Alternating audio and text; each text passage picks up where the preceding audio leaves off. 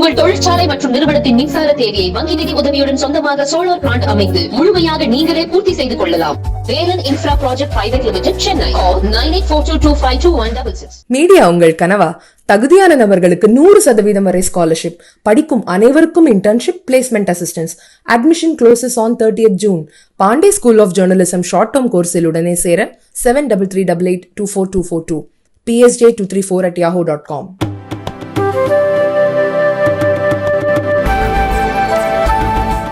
It seems the month of June inspires the Congress Party to delve into its draconian past and in the present, where they have instruments of state. Such instruments are used to stifle democratic voices from political organizations that ideologically stand against the Congress Party. Leaders of the Bharatiya Janata Party and Karyakartas are in receipt of information with regards to an FIR filed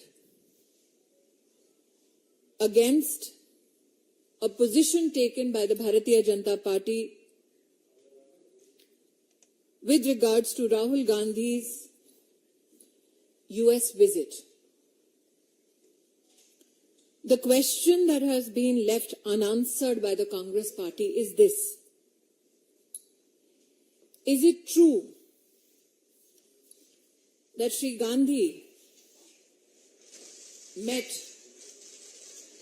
Sunita Vishwanath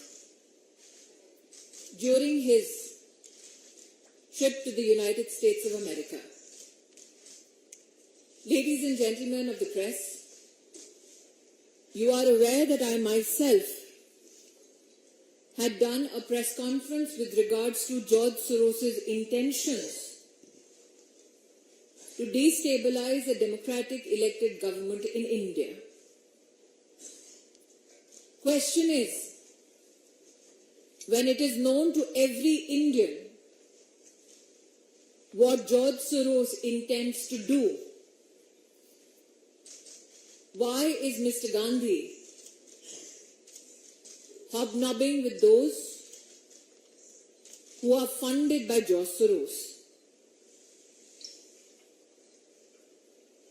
It is also evident that this is not the only Soros connection. Even in Mr. Gandhi's Bharat Jodo Yatra in Karnataka, the global vice president of the Open Society Foundation, funded by Mr. George Soros, was found accompanying Sri Gandhi.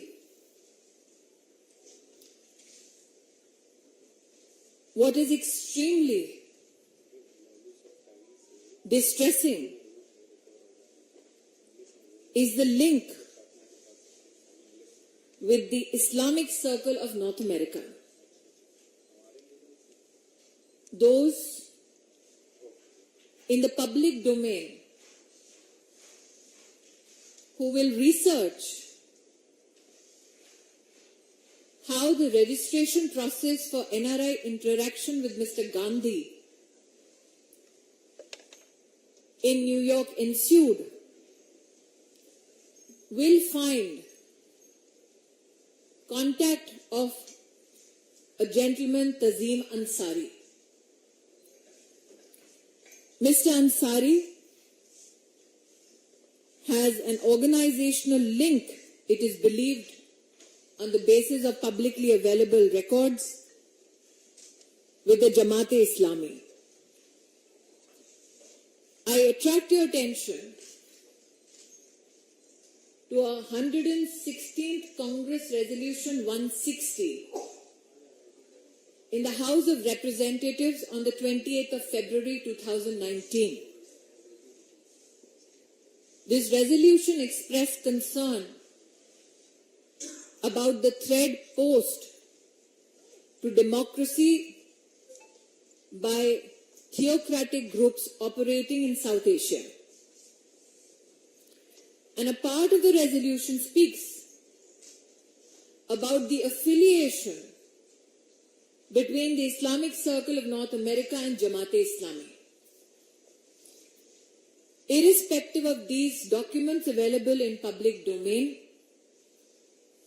the Congress has neither refuted a meeting between Mr. Gandhi and an individual funded, financially supported by George Soros, nor has the Congress party rejected the role of a certain Mr. Tazim Ansari, who has links with an organization that a US resolution in the House of Representatives openly declares is affiliated to Jamaat-e-Islami. It is expected that the Congress party, given its draconian past, will leverage any instrument available to it to stifle those who voice an opinion against the Gandhi family. I have with me another article in hand. I will deliberately not name the publication or the reporter so that their safety is not endangered by the Congress party. But I will quote from this article which is available in the public domain. And that article itself also indicates that how the Sorosian West looks at Mr. Gandhi as a pawn to checkmate not just Modi, but India. To file an FIR because the truth was spoken just indicates that as far as the emergency goes in the Gandhi family, the apple has not fallen far from the tree.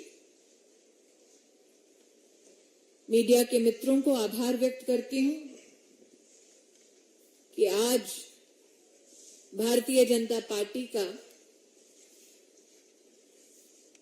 Rahul Gandhi के US visit के संदर्भ में press conference में आप सब पधारकर हमारी बात देश को पहुंचाना चाह रहे हैं।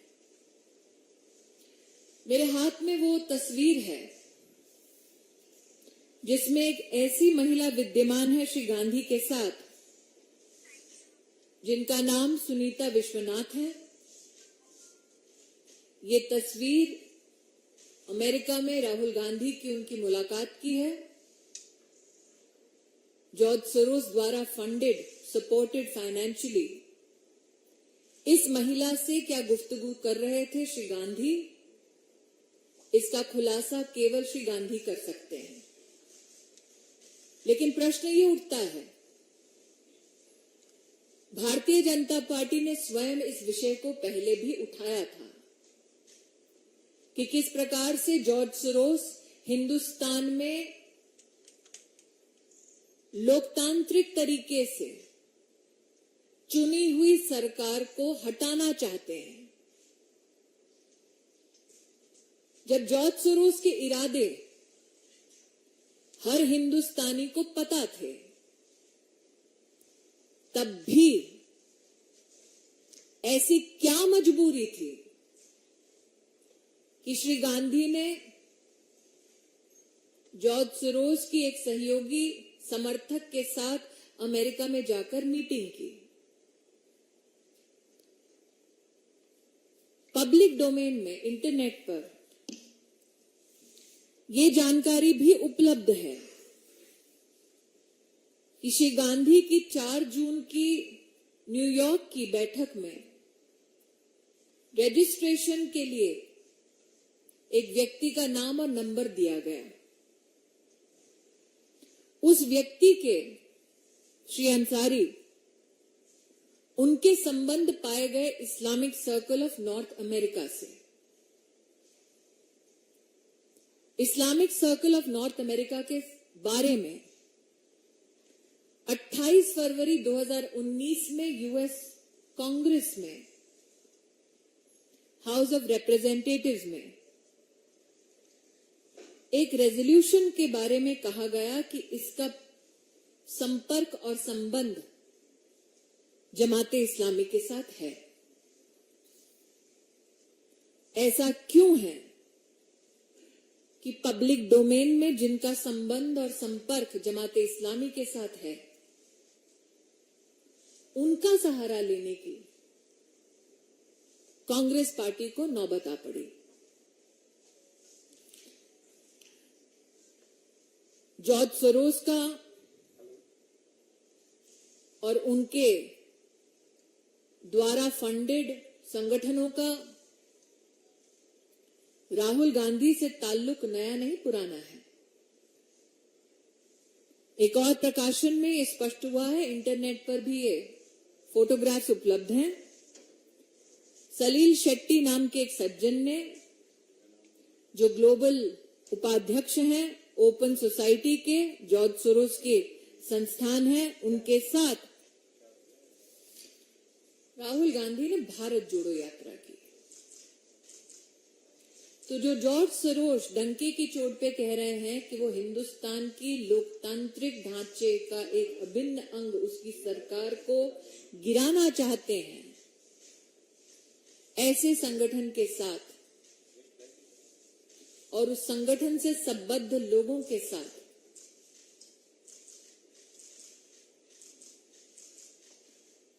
क्यों गांधी खानदान अपने रिश्तों को और भी मजबूत कर रहा है? आप सबके ध्यान में आया होगा, भारतीय जनता पार्टी के कार्यकर्ता भी जानते हैं कि इस विषय को उठाने के लिए कांग्रेस पार्टी ने एक एफआईआर दर्ज की। एफआईआर का निश्चित रूप से पॉलिटिकल स्वरूप देश को समझ आता है। जून का महीना है, आपातकाल की याद निश्चित ताजा करते हुए गांधी खानदान ने पुनः देश को यह प्रमाण दिया है कि चाहे राज्य में उनके पास सत्ता आ जाए, वो सच को दबाने के लिए किस हद तक जा सकते हैं। लेकिन सत्य ये है, पब्लिकली अवेलेबल डॉक्यूमेंट्स में, कि जिनका सहारा लेके उन्होंने मीटिंग की, उनका संबंध जमाते इस्लामी के साथ है। जिनके साथ उन्होंने मीटिंग की, उनका संबंध जॉर्ज सोरोस से है। राजनीति नहीं, राष्ट्रनीति की दृष्टि से अगर सोचे तो सवाल वाजिब है कि जो व्यक्ति कहता है कि आपके देश की सरकार को वो किसी भी कीमत पर कितने भी पैसे देकर उखाड़ फेंकेगा, जो विदेशी कहता है, उसके साथ ये रिश्ता क्या कहलाता है?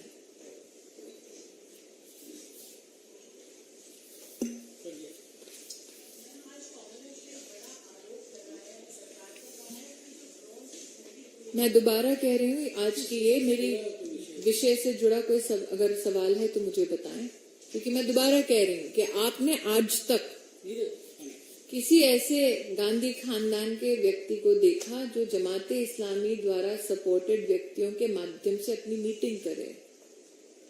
आपने आज तक अपनी पूरी पत्रकारिता के करियर में क्या कभी किसी राजनेता को देखा जो ये कहे कि हम उनके साथ जुड़ते हैं जो हिंदुस्तान की डेमोक्रेटिकली इलेक्टेड सरकार को उखाड़ फेंकना चाहते हैं? मैंने ये भी नहीं कहा प्रज्ञा, मेरे हाथ में एक और आर्टिकल है जिसमें एक पत्रकार ने ये कहा है।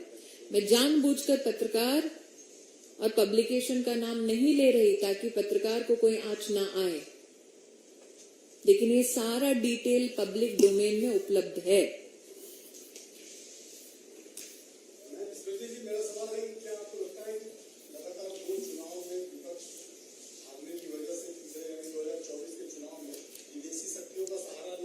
नीरज जी, चुनाव लड़ना, चुनाव हारना और जीतना लोकतांत्रिक प्रतिक्रिया का एक अभिन्न अंग है। लेकिन मेरे जीवन में, कम से कम राजनीति के 20 साल में, मैंने कभी नहीं देखा कि कोई सत्ता के लिए इतना मोहित हो कि वो उनसे हाथ मिलाए जिनका संबंध जमाते इस्लामी से है। सत्ता के लिए इतना मोहित हो, इतना आकर्षित हो कि उनसे मुलाकात करे जो आपकी देश की व्यवस्थाओं को उखाड़ फेंकने का ऐलान करते हैं धड़ल्ले से। कोई भी राष्ट्रभक्त, और ये मैं इसलिए नहीं कह रही हूं क्योंकि मैं भाजपाई हूं, किसी भी हिंदुस्तानी से पूछ लीजिए, हम घर में अपने झगड़े सुलझा सकते हैं। बाहरी ताकतों से मिलकर क्या देश को संदेश देना चाह रहे थे?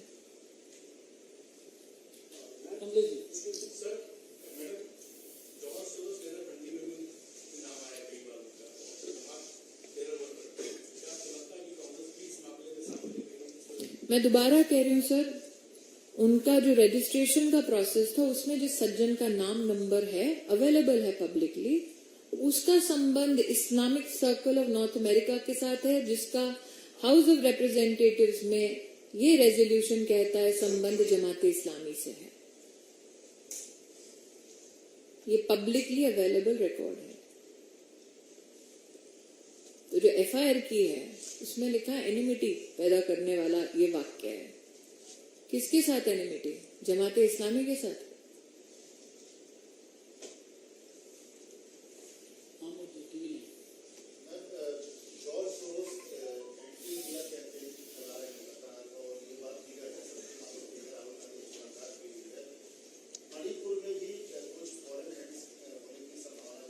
क्योंकि डेवलपिंग सिचुएशन है अमोद जी, सिक्योरिटी से संबंधित, इसलिए इस पे एमएचए टिप्पणी दे, यही रिस्पॉन्सिबल पोजीशन होगी। मैं वही कह रही हूँ, वो जानबूझकर जो भी कर रहे हैं, लेकिन मैं अपनी जिम्मेदारी को समझती हूँ। इस विषय पर एमएचए ही अपना वक्तव्य दे तो बेहतर रहेगा।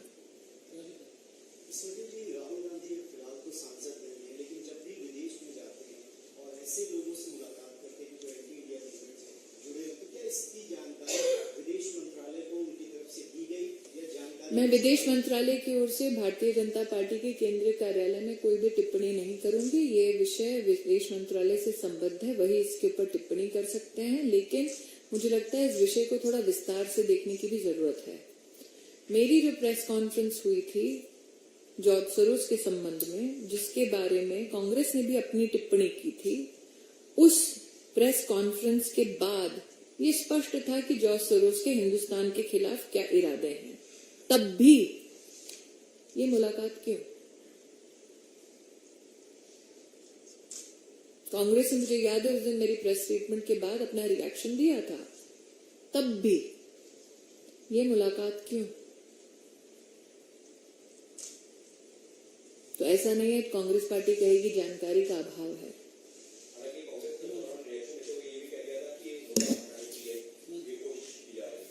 मिले वो और कहें कि मुद्दा न बने। आप पत्रकार हैं कि आपके लिए स्वाभाविक प्रश्न नहीं है?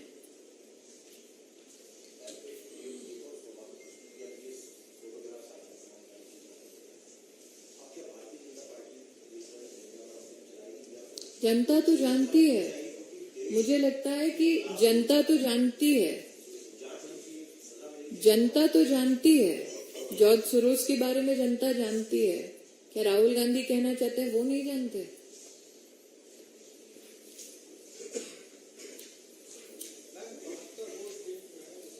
ऐसा इससे अगर कोई संबंधित प्रश्न हो तो बताएं।